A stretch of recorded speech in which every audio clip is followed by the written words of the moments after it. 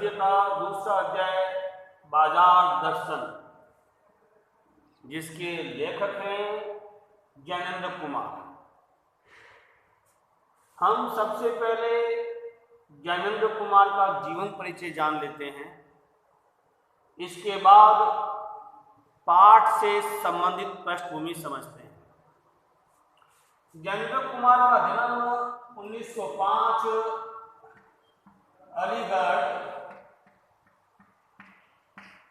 उत्तर प्रदेश में हुआ था। आपने बहुत सारे उपन्यास भी लिखे हैं। इन उपन्यासों में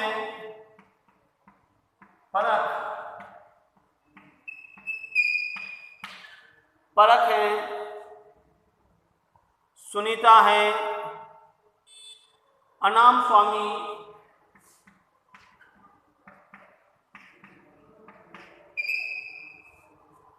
परख है, सुनीता है, अनाम स्वामी है, त्यागपत्र है, कल्याणी है, त्यागपत्र,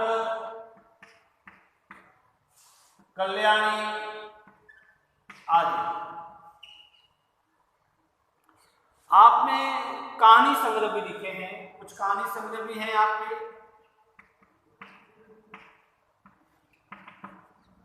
आपके कहानी संग्रह में वातायन, एक रात दो चिड़िया, वातायन, एक रात दो चिड़िया, ये आपके कहानी संग्रह है। फांसी, फांसी, पाजेब, नीलम देश की राजकन्या, नीलम देश की राजकन्या, ये आपके कहानी संग्रह है। आपने विचार प्रदान निबंध संग्रह भी लिखे हैं।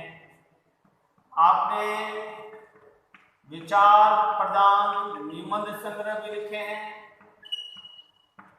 हमारा ये अध्याय बाजार दर्शन, ये भी निबंध हैं। उनमें प्रस्तुत प्रश्न है जड़ की बात, जड़ की बात और पूर्वोदय, साहित्य का श्रेय और प्रेय, साहित्य का श्रेय और प्रेय, सोच विचार, समय और हम, सोच विचार, समय और हम, ये आपके निबंध संग्रह हैं। आपको पुरस्कार मिले हैं साहित्य अकादमी,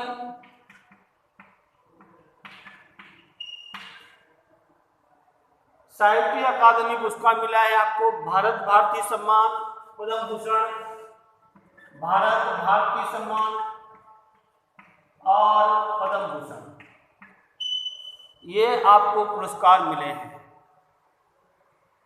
कथाकार के रूप में प्रेमचंद के बाद ज्ञानेंद्र का नाम आता है। यानी कहानीकार के रूप में अगर कथाकार के बाद अगर किसी का नाम लिया जाता है प्रेमचंद के बाद, तो वो नाम लिया जाता है ज्ञानेंद्र कुमार जी। ज्ञानेंद्र कुमार जी ने मनोवैज्ञानिक उपन्यास भी लिखे हैं, इसलिए आपको मनोवैज्ञानिक उपन्यासकार भी कहा जाता है।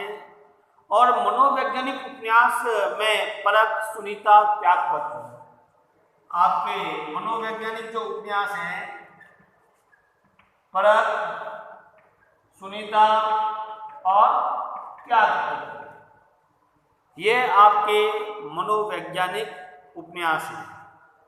आपकी कहानी जो है, आपकी कहानियों को कालजयी रचनाओं में स्थान मिला है, कालजयी रचनाओं में स्थान मिला है आपकी कहानियों को। आपकी कहानियों में खेल है, पाजेब है, नीलम देश की राजकन्या है, अपना अपना भाग्य है, तत्सत है आदि। ये है आपके जीवन से संबंधित बातें। अब हम पाठ के बारे में समझते हैं। और आपकी मृत्यु जो है 1990 में हुई थी। अब हम अध्याय की पृष्ठभूमि को जान लेते हैं कि इस अध्याय में क्या है।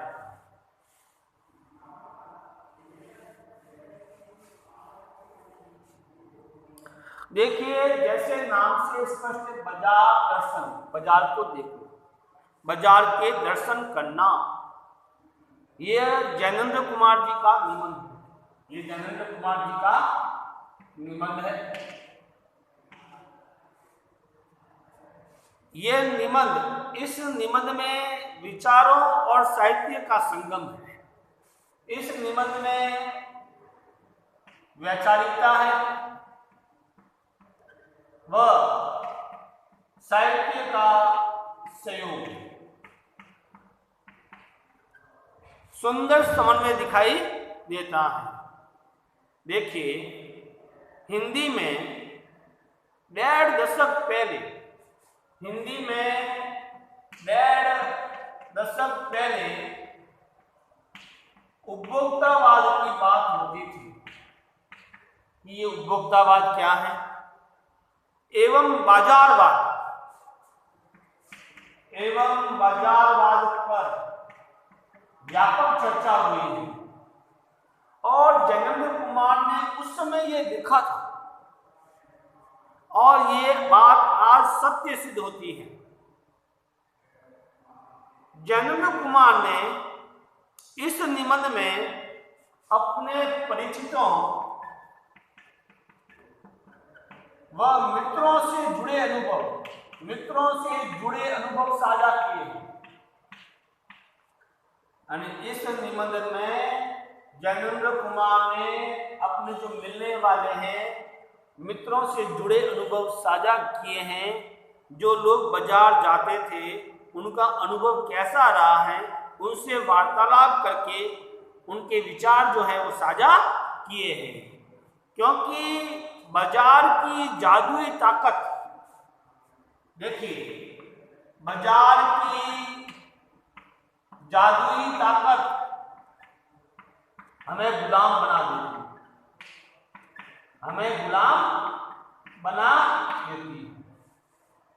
यानी बाजार जो है हमें अपनी ओर खींचता है, वो हमें गुलाम बनाता है। हमें आवश्यकता अनुसार बाजार का उपयोग करना चाहिए। हमें आवश्यकता अनुसार बाजार का उपयोग करना चाहिए। बाजार हमारे लिए बना है, यानी कि हमें जितनी जरूरत है उतना ही उपयोग बाजार का होना चाहिए ताकि हम बाजार का लाभ उठा सकें। अगर हम चमक दमक में फंस गए, अगर हम बाजार की चमक दमक में फंस गए, अगर हम बाजार की चमक और दमक में फंस गए, बड़े बड़े मॉल देखे, बड़ा शोरूम देखा, शानदार सारी वस्तुएं सजी हुई हैं, और हम उस चमक दमक में फंस गए और हमारी आमदनी महीने की कम है और हम उसके अनुसार नहीं चलते हैं, हम चमक दमक में फंस जाते हैं, तो मन में असंतोष और ईर्ष्या की भावना पैदा होती है। मन में क्या होता है? असंतोष व ईर्ष्या की भावना पैदा होती है। और जब असंतोष और ईर्ष्या की भावना पैदा होती है तो हम क्या बन जाते हैं? बेकार। हमारे लिए जीवन जो है बेकार हो जाता है। और ये बेकारी जो है आपराधिक प्रवृत्ति को जन्म देती है। ये बेकारी जो है आपराधिक प्रवृत्ति को जन्म देती है। इसलिए बाजार का प्रयोग अपनी आवश्यकता अनुसार ही करना चाहिए। इस निबंध के मूल भाग में लेखक ने तरह तरह से समझाने की कोशिश की है। कभी लेखक ने दार्शनिक अंदाज में समझाया है, तो कभी कोई किस्सा बताकर, कोई कहानी बताकर, कोई किस्सा बताकर जो वास्तविकता जिसमें है वो बताकर हमें समझाने का प्रयास किया है। इसी क्रम में लेखक ने कहा है कि जो लोग बाजार का पोषण करते हैं, जो लोग बाजार का पोषण करते हैं, जो लोग बाजार का पोषण करते हैं, वे अर्थशास्त्र, उस अर्थशास्त्र को उन्होंने अनीति शास्त्र कहा है। उस अर्थशास्त्र को उन्होंने अनीति शास्त्र कहा। जो लोग बाजार का पोषण करते हैं, उस अर्थशास्त्र को उन्होंने अनीति शास्त्र कहा है। देखिए, बाजार में एक सबसे अच्छी बात दिखाई देती है सामाजिक समता। सामाजिक समता यानी बाजार जो होता है लिंग, जाति, धर्म के आधार पर भेदभाव नहीं करता। ये किसी प्रकार का भेदभाव नहीं करता है। कोई बाजार में दुकान है, मान लो बहुत बड़ा मॉल है, इसमें हिंदू, मुस्लिम, सिख, ईसाई सभी जाते हैं, निम्न वर्ग के, मध्यम वर्ग के सभी लोग जाते हैं, स्वर्ण कास्ट के, निम्न वर्ग के सभी लोग जाते हैं। लेकिन बाजार किसी को मना नहीं करता है। बाजार जो है सामाजिक समता की स्थापना करता है। वो किसी के साथ भेदभाव नहीं करता है। ये बाजार की बहुत बड़ी विशेषता है। अब देखिए, बाजार हमें कब जाना चाहिए? जब मन खाली हो। यानी बाजार हमें कब जाना चाहिए? जब मन खाली हो, जब मन बंद हो, जब मन खाली हो, जब मन बंद हो, जब मन खाली न हो, मन खाली न हो, मन में नकारात्मक भाव, हमें बाजार कब जाना चाहिए? इन चार चीजों को ज्ञानेंद्र कुमार ने इस अध्याय में समझाया है। जब हम ये अध्याय विस्तार से समझेंगे तब मैं ये चारों बातें आपको समझाऊंगा कि मन खाली हो तब बाजार जाना चाहिए, मन बंद हो तब बाजार जाना चाहिए, मन खाली न हो तो बाजार जाना चाहिए, मन में नकारात्मक भाव हो तो बाजार जाना चाहिए। ये जब मैं पाठ इसको जब मैं विस्तार से समझाऊंगा अगले वीडियो में, तब इस पर भी चर्चा करूंगा। अब तक हमने ज्ञानेंद्र कुमार का जीवन परिचय समझा, इस पाठ से संबंधित पृष्ठभूमि समझी कि बाजार दर्शन जो है, इस पाठ में लेखक ने साहित्य और विचारों का एक सुंदर सहयोग प्रस्तुत किया है। 1.5 दशक पहले उपभोक्तावाद एवं बाजारवाद पर व्यापक चर्चा हिंदी में हो चुकी है। जब ज्ञानेंद्र कुमार जी ने लिखा था, आज वो बात सत्य सिद्ध हो रही है। और इस निबंध में ज्ञानेंद्र कुमार जी ने अपने परिचितों व मित्रों के अनुभव जो है साझा किए हैं कि उन्होंने बाजार जाकर क्या देखा, बाजार से उन्होंने क्या पाया, क्या किस प्लानिंग के तहत गए थे। कई बार उनके मित्रों ने बाजार की वस्तु जब जरूरत से ज़्यादा आती हैं तो वो पत्नी को भी दोष देते हैं, तो इसको भी समझाने का प्रयास किया है। बाजार की जो जादू ताकत होती है वो हमें गुलाम बना देती है। हमें बाजार का प्रयोग आवश्यकता अनुसार करना चाहिए।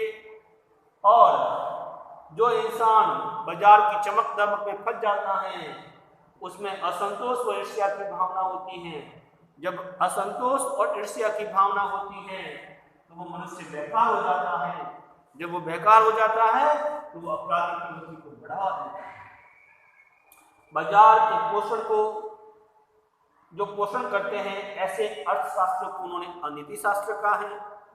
बाजार जो है किसी धर्म, जाति, लिंग के आधार पर भेदभाव नहीं करता है। बाजार जो है सामाजिक समता की स्थापना करता है। इस तरह से ये पाठ की जो पृष्ठभूमि है, आज हम इतना ही अध्ययन करेंगे। अगले वीडियो में हम इस पाठ पर विस्तार से चर्चा करेंगे। धन्यवाद।